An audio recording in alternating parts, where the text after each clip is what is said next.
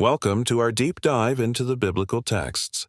Today, our focus is on Leviticus Chapter 5, a significant passage detailing the laws surrounding the trespass offering, or what is also called the guilt offering. This chapter moves beyond general sinfulness to address specific, often unintentional, wrongdoings and establishes a clear path for atonement and restoration with God.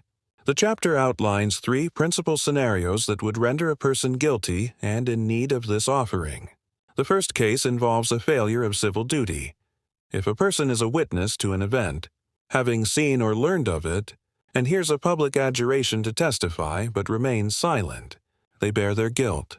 This law emphasizes the gravity of withholding truth and the individual its responsibility to uphold justice within the community. The second scenario deals with ceremonial uncleanness.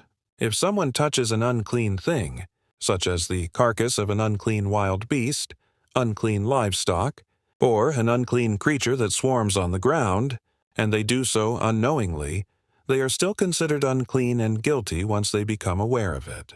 The guilt arises from the potential of defiling the holy things of God while in this state.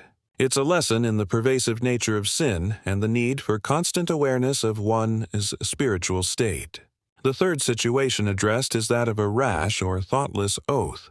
If a person makes a sworn promise, whether to do something harmful or something beneficial, and speaks impulsively without full consideration, they are guilty when they realize the nature of their vow.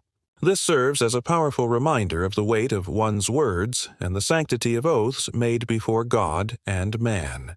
For any of these trespasses, the process of making amends is clearly defined. The moment a person recognizes their guilt, they must first confess the specific sin they have committed. This verbal acknowledgement of their transgression is an essential prerequisite for forgiveness, demonstrating humility and a repentant heart. Following confession, the individual is required to bring a trespass offering to the Lord.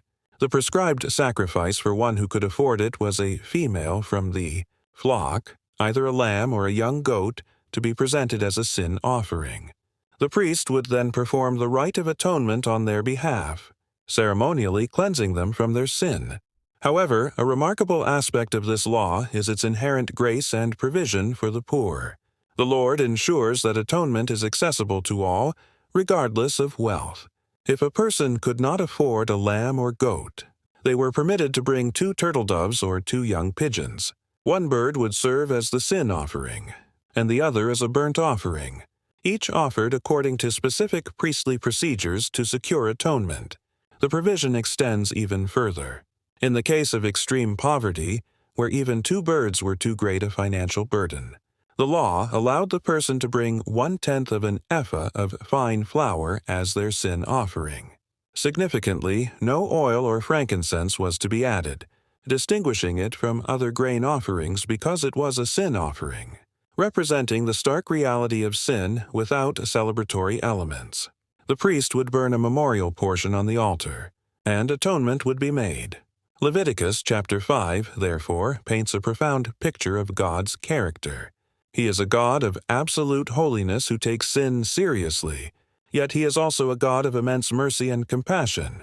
By establishing the trespass offering with its sliding scale of sacrifices, he created an inclusive and accessible system of justice and grace, ensuring that the path to forgiveness and restoration was open to every single member of his covenant community.